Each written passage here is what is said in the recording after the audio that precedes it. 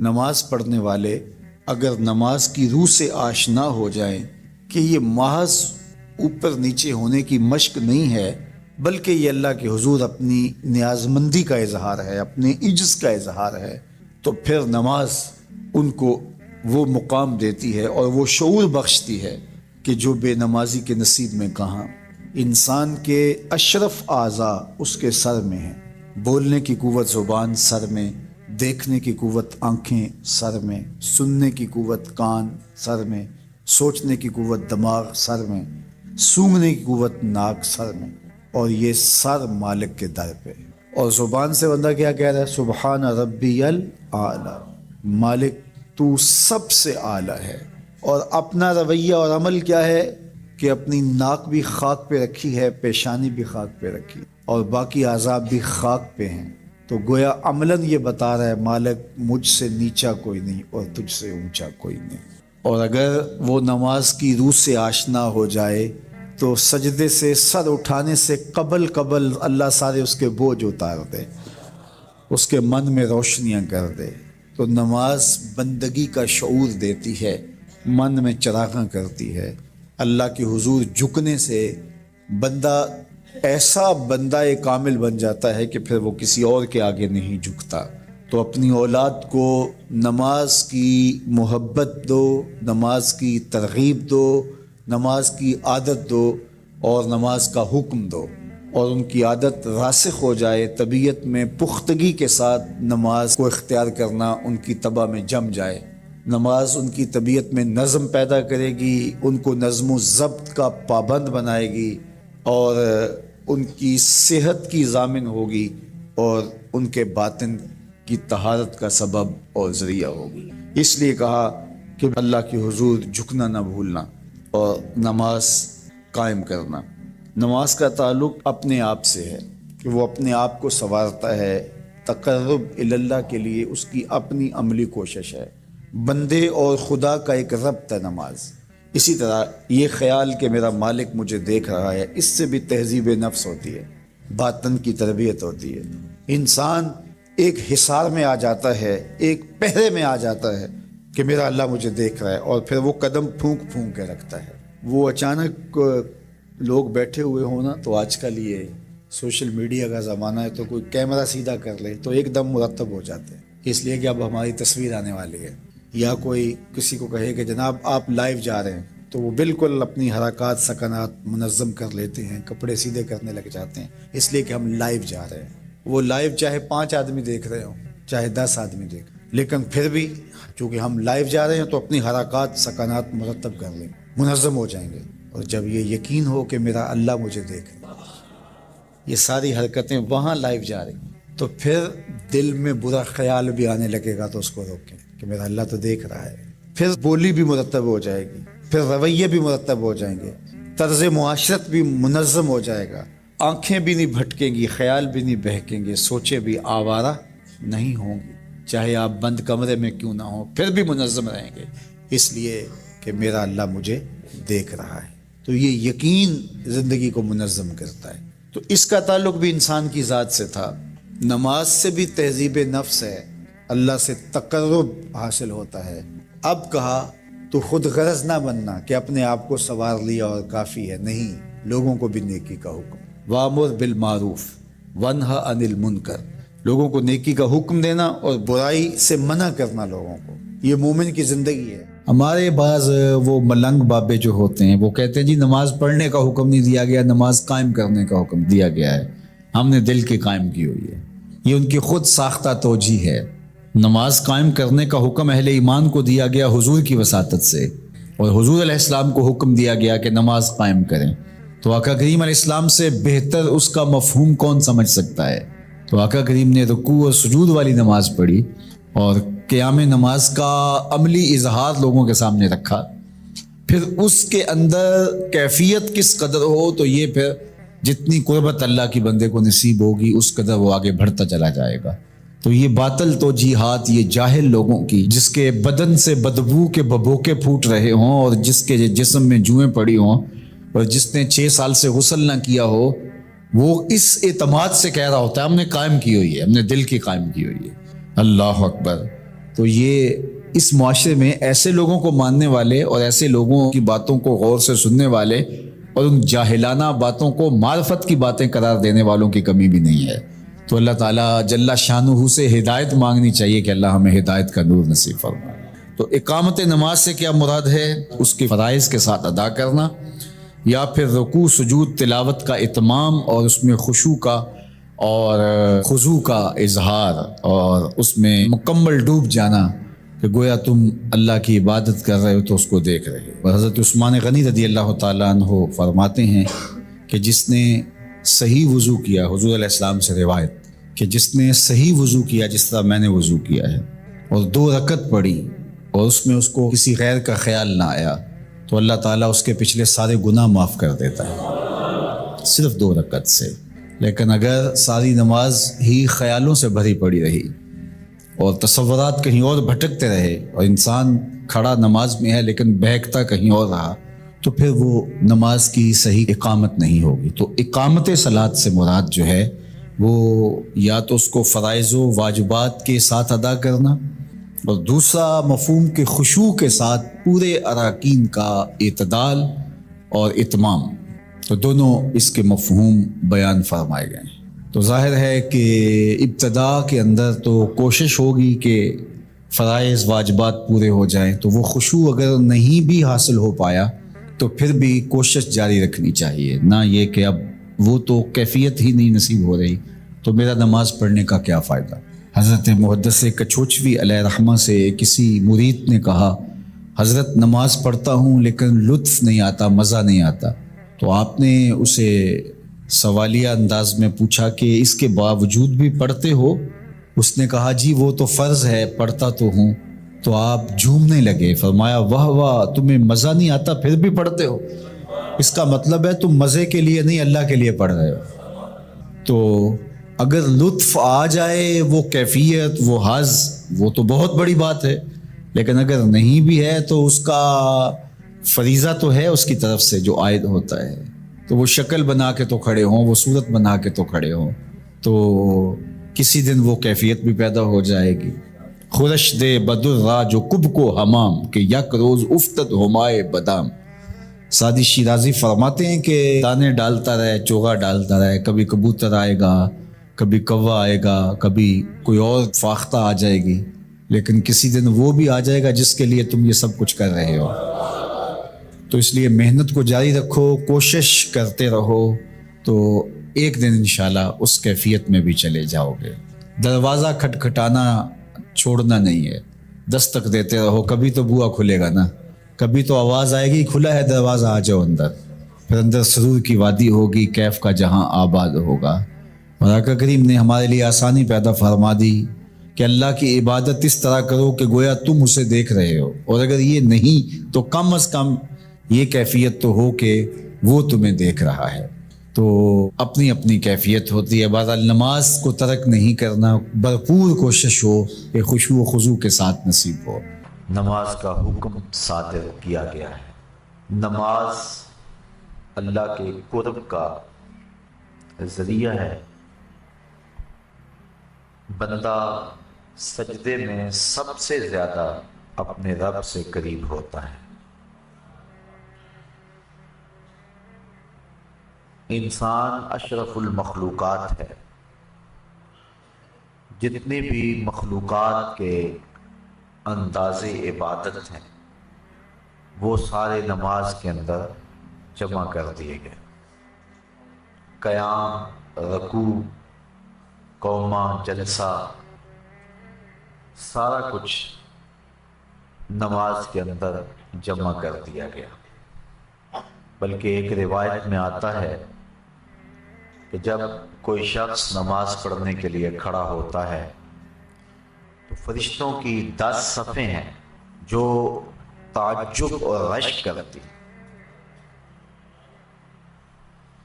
صاحب قوت القلوب شیخ ابو طالب مکی نے اس کا مفصل تذکرہ فرمایا ہے کہ کچھ فرشتے قیام میں ہیں، کچھ فرشتے قعود میں ہیں، کچھ فرشتے رکوع میں ہیں، کچھ فرشتے سجدے میں، کچھ تسبیح کر رہے ہیں، کچھ تحلیل کر رہے ہیں، کچھ استغفار طلب کر رہے ہیں، کچھ ثنا کرتے ہیں، کچھ درود پڑھتے ہیں اور کچھ دعا مانگ رہے ہیں۔ جو رکوع کرتا ہے وہ ہمیشہ رکوع میں ہے، سجدہ اس کا مقصود نہیں ہے۔ جو قیام میں ہے وہ قیامت تک قیام میں ہی رہے گا۔ جو تسبیح کر رہا ہے اس کا وظیفہ تسبیح ہی ہے۔ جو ثنا میں لگا ہے وہ ثنا کو ہی ساری زندگی قیامت تک اپنائے رکھے گا۔ جو استغفار طلب کر رہا ہے وہ استغفار میں ہی ہے۔ لیکن جب انسان نماز کے لیے کھڑے ہوتے ہیں تو یہ 10 صفیں جو فرشتوں کی ہیں یہ انسان پہ رشک کرتی ہیں، اس اعتبار کے کہ جو قیام میں ہے وہ کہتے ہیں کہ میری نماز میں تو صرف قیام ہے، لیکن یہ انسان کتنا خوش نصیب ہے کہ اس کی نماز میں قیام بھی ہے، رکوع بھی ہے، سجدہ بھی ہے، قعود بھی ہے۔ استغفار والے کہتے ہیں کہ میرے پاس صرف استغفار ہے، ثنا والا کہتا ہے کہ میرے پاس صرف ساری زندگی ثنا ہے، لیکن اس کی نماز میں ثنا بھی ہے، اس کی نماز کے اندر استغفار بھی ہے، اس کی نماز کے اندر دعا بھی ہے، اس کی نماز کے اندر درود بھی ہے، اس کی نماز کے اندر سلام بھی ہے۔ تو اس طرح فرشتوں کی جو 10 صفیں ہیں جو مختلف نوعیت کے طرز عبادت میں لگی ہوئی ہیں، تو حضرت انسان کی عبادت پر فرشتے بھی رش کرتے ہیں کہ یہ کتنا اللہ کا مقرب ہے کہ اللہ نے اپنی عبادت کے سارے طریقے اور اپنے کو پکارنے کے سارے انداز ایک انسان کو عطا کر دیے۔ نماز اللہ کے قرب کا سب سے بڑا ذریعہ ہے۔ حضرت شیخ مجدد الفسانی علیہ رحمہ فرماتے ہیں کہ جو لذت نماز میں ہے وہ کسی اور جگہ موجود نہیں ہو سکتی ہے۔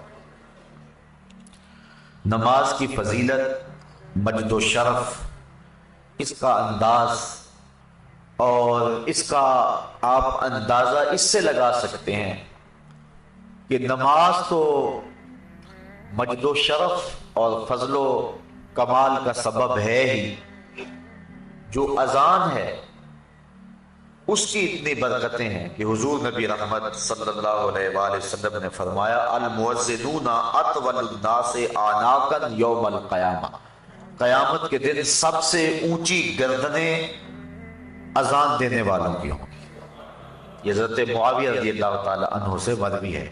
قیامت کے میدان کے اندر جب لوگ چلیں گے تو سب سے اونچی گردنیں مؤذن اذان دینے والوں کی، بلکہ ایک شخص حضور کی خدمت میں حاضر ہوا اور وہ عرض کرتا ہے کہ حضور مجھے ایسے عمل کی نشاندہی کیجئے کہ میں وہ عمل کر کے جنت میں داخل ہو جاؤں۔ تو حضور نے فرمایا کن مؤذنا، تو مؤذن بن جا، پنجگانہ اذان دیا کر۔ اس نے کہا لا استطیع، میں اس کی استطاعت نہیں رکھتا۔ وقت پر آنا، سب نمازیوں سے پہلے آنا اور وقت کا خیال رکھتے ہوئے اذان دینا، یہ سب سے مشکل کام ہے۔ اس نے کہا کہ میں اس کی استطاعت نہیں رکھتا۔ فرمایا کن اماما، اچھا پھر تو امام بن جا۔ اس نے عرض کی لا استطیع، میں اس کی استطاعت بھی نہیں رکھتا۔ تو پھر حضور نے ارشاد فرمایا فقم بإزاء الامام، تو پھر امام کے پیچھے کھڑا ہو جانے والا ہو جا۔ تو اگر کوئی شخص جنت میں داخل ہونا چاہتا ہے تو ان 3 چیزوں میں سے ایک چیز اس کو ضرور اختیار کرنا پڑے گی، یا مؤذن بن جائے، یا امام بن جائے، یا امام کے پیچھے کھڑا ہونے والا ہو جائے۔ تو نماز کی جو فضیلت ہے وہ تو ہے ہی، اذان کی اتنی فضیلت ہے۔ کل قیامت کے دن مؤذن حضرت بلال حبشی کی قیادت کے اندر جنت میں جائیں گے اور ان کی گردنیں لوگوں سے بلند ہوگی، بلکہ نماز کے لیے ایک مؤذن تو اذان دیتا ہے، اس کی تو برکتیں ہیں ہی۔ ایک حدیث میری نظر سے گزری، لا تسبوا الدین لأنہ یوقظ للصلاۃ، فرمایا کبھی مرغے کو گالی نہ دینا، یہ تمہیں نماز کے لیے جگاتا ہے۔ جو مرغا نماز کے لیے بیدار کرے وہ محبوب بن جاتا ہے، تو جو نماز کے لیے اذان دے وہ کتنا محبوب ہوتا ہے۔ وہ محبوب ہوتا ہے تو جو نماز جو مقصود ہے جو پڑھے پھر اس کو اللہ کی محبت کتنی حاصل ہوتی ہے۔ بلکہ جب کوئی شخص ندا دیتا ہے، حدیث شریف میں لفظ ہیں، حضرت ابو ہریرہ رضی اللہ تعالی عنہ سے مروی ہے، جو شخص ندا دے اور پھر جو اس کا جواب دے۔ حضرت بلال حبشی نے ندا دی، حضور کے ساتھ صحابہ تھے، جب حضرت بلال حبشی خاموش ہوئے تو حضور نے ارشاد فرمایا من قال مثل ھذا یقینا دخل الجنہ، جس نے یقین کے ساتھ جو بلال نے کہا ہے وہ جواب میں کہے، یعنی اذان کا جو جواب دے دے، فرمایا جو یقین کے ساتھ اذان کا جواب دے دے، فرمایا وہ سیدھا جنت میں جائے گا۔ ابھی نماز کی جو فضیلت ہے وہ ایک بہت بڑا امر ہے، اذان دینے والے کی جو برکتیں ہیں اور اس کو جو مجد و شرف ملتا ہے، اور اذان کی جو پکار پہ لبیک کہتا ہے۔ لوگ تین طرح کے ہیں، ایک وہ ہیں کہ جب اذان ملتی ہے تو وہ فوراً سارے کام چھوڑ کے نماز کی تیاری میں لگ جاتے ہیں۔ ایک روایت میں آتا ہے قیامت کے دن کچھ لوگ جن کے چہرے ستاروں اور موتیوں کی طرح چمکتے ہوں گے، وہ ظاہر ہوں، لوگوں کی ایک جماعت ہوگی، فرشتے ان کو پوچھیں گے تم کون ہو؟ تو وہ عرض کریں گے کہ ہم وہ لوگ ہیں کہ جو ہی اذان ہوتی تھی ہم سارے کام چھوڑ دیتے تھے اور فوراً وضو کر کے مسجد کا رخ کرتے تھے۔ تو فرشتے انہیں مبارک دیں گے اور جنت کا مجدہ دیں گے۔ پھر ایک جماعت اور آئے گی جن کے چہرے چاند کی طرح چمک رہے ہوں گے، فرشتے انہیں پوچھیں گے تم کون ہو؟ تو وہ کہیں گے کہ ہم وقت داخل ہونے سے پہلے ہی وضو کر لیا کرتے تھے اور اذان کے ساتھ ہی مسجد کی طرف چل دیتے تھے۔ فرشتے انہیں مبارک دیتے ہیں اور جنت کا مجدہ دیتے ہیں۔ پھر ایک اور جماعت آئے گی جن کے چہرے سورج کی طرح چمکدار ہوں، فرشتے پوچھیں گے تم کون ہو؟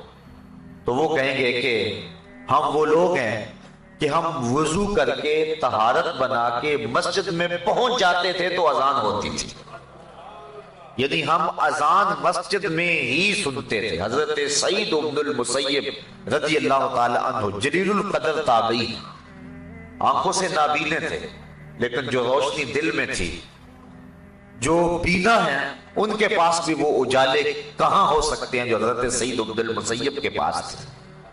اللہ اکبر، کہتے ہیں 40 سال تک حضرت سعید بن المسیب نے جو ہے وہ تکبیر اولا بھی قضا نہیں ہونے دی، اسی وجہ سے ان کا نام پڑ گیا تھا حمامت المسجد، مسجد کا کبوتر، یعنی جس طرح کبوتر ہیں مسجدوں کے اندر رہتے ہیں تو حضرت سعید بن المسیب کا یہ نام پڑ گیا تھا۔ حالانکہ وہ آنکھوں سے نابینے تھے لیکن انہوں نے مسجد کی حاضری کا اس طرح التزام کیا کہ ان کا نام ہی حمامت المسجد پڑ گیا تھا۔ بلکہ جب یزید نے مدینے کو اجاڑا ایام حرہ میں، جب اس نے 3 دن تک اہل مدینہ کو سخت پریشان رکھا اور اس کے گھوڑے مسجد نبوی کے اندر باندھے گئے، اس وقت جو بھی پکڑا جاتا اس کو قتل کر دیا جاتا، تو حضرت سعید ابن المسیب ان ایام کے اندر بھی مسجد میں رہے۔ فرماتے ہیں کہ لیکن میں پریشان تھا کہ ظہر کا وقت ہوگا کون بتائے گا، مغرب عشاء کا وقت ہوگا کون بتائے گا۔ 3 دن تک مسجد نبوی میں نہ اذان ہوئی نہ اقامت ہوئی۔ یہ بڑے خطرناک دن آئے ہیں، اور یہ یزید بدبخت نے جس طرح کربلا میں ظلم کیا، اس نے مکہ المکرمہ میں بھی ظلم کیا اور اس نے مدینہ رسول میں بھی ظلم کیا، اور 3 دن تک مسجد نبوی میں اس کے ظلم کی وجہ سے اذان اور اقامت نہیں ہوئی۔ حضرت سعید ابن المسیب آنکھوں سے نابینے تھے، اور جب بھی کوئی یزید کے فوجی آتے تو نابینا سمجھ کے چھوڑ جاتے۔ فرماتے ہیں میں پریشان تھا کہ مجھے نمازوں کے وقت کا کون بتائے گا؟ اس مشکل وقت میں انہیں یہ پریشانی لاحق تھی کہ کہیں نماز کا وقت نہ گزر جائے۔ تو کہتے میں حضور کے روضے کے پاس بیٹھا تھا، فلم ازل اسمع الاذان والاقامۃ من قبل رسول اللہ صلی اللہ علیہ وسلم۔ فرمایا جب بھی پھر نماز کا وقت آیا، گنبد خضرا سے اذان کی آواز بھی آئی اور اقامت کی آواز بھی آئی۔ تو جو شخص اہتمام کریں کہ ہم نے تکبیر اولا کو قضا نہیں کرنا ہے، ان کے لیے پھر اللہ یوں بھی اہتمام فرما دیتا ہے۔ ان حالات میں بھی ان کی تکبیر اولا قضا نہیں ہوئی اور 3 دن تک گنبد خضرا کے مکین کے ساتھ مل کے نمازیں پڑھتے رہے۔ یہ حضرت سعید بن المسیب رضی اللہ تعالی عنہ کا اعزاز ہے، یہ ان کی تکریم ہے، یہ ان کی عزت افزائی ہے۔ اللہ اکبر۔ حضور فرمایا کچھ لوگ مسجدوں کی میخیں ہوتی ہیں، جس طرح کیل ٹھکا ہوتا ہے، وہ مسجدوں میں یوں وابستہ ہوتے ہیں، اور اگر کسی وجہ سے وہ مسجد کی حاضری سے قاصر ہو، بیماری کی وجہ سے اگر وہ مسجد میں نہیں آ رہے، اللہ کے فرشتے ان کا حال پوچھنے کے لیے جاتے ہیں۔ یہ ان کا اعزاز ہے، یہ ان کی تکریم ہے۔ بلکہ فرمایا سبعۃ یظلھم اللہ تعالی فی ظلہ یوم لا ظل الا ظلہ، امام عادل وشاب نشأ فی عبادۃ اللہ ورجل قلبہ معلق بالمساجد ورجل دعته امرأة ذات منصب وجمال فقال انی اخاف اللہ ورجلان تحابا فی اللہ اجتمع علیہ وتفرقا الیہ ورجل تصدق بصدقة فأخفاها حتى لا تعلم شماله ما تنفق يمينه ورجل ذکر اللہ خالیا ففاضت عیناہ۔ فرمایا 7 اشخاص ایسے ہیں قیامت کے دن جب کوئی سایہ نہیں ہوگا، اللہ ان 7 کو اپنے عرش کا ٹھنڈا سایہ عطا فرمائے گا۔ ان میں سے جو تیسرا شخص بیان فرمایا، حدیث طویل ہے، وَرَجُلٌ قَلْبُهُ مُعَلَّقٌ بِالْمَسَاجِدِ، وہ آدمی جس کا دل مسجد کے ساتھ لگا ہوا ہے، اسے جب بھی ڈھونڈو مسجد میں ملے گا، مسجد کے ساتھ وابستہ ہے، مسجد کی تعمیر کے لیے، مسجد کی آبادی کے لیے، مسجد کی صفائی کے لیے، اس کا دل مسجد سے وابستہ ہے۔ حضور فرمایا کل قیامت کے دن جب کوئی سایہ نہیں ہوگا، اس شخص کو اللہ اپنے عرش کا ٹھنڈا سایہ نصیب فرما دے۔ اللہ اکبر۔ تو اذان، اقامت اور مسجد یہ نماز سے متعلقہ چیزیں ہیں، اور اللہ تعالیٰ نے ان متعلق چیزوں پر بھی وہ برکتیں اور وہ شرف رکھا ہے کہ انسان کی نجات کی یہ چیزیں ضمانت ہیں، تو پھر جو نماز ہے، نفس نماز، پھر اس کی کیفیت کیا ہو؟ بلکہ ایک حدیث میں آتا ہے اذا صبح بالصلاۃ فتحت ابواب السماء واستجیبت الدعاء، جب اقامت ہوتی ہے تو اللہ آسمان کے دروازے کھول دیتا ہے، اور یہ جو اقامت کا وقت ہوتا ہے، اس وقت جو دعا مانگو اللہ وہ دعا پوری فرما دیتا ہے۔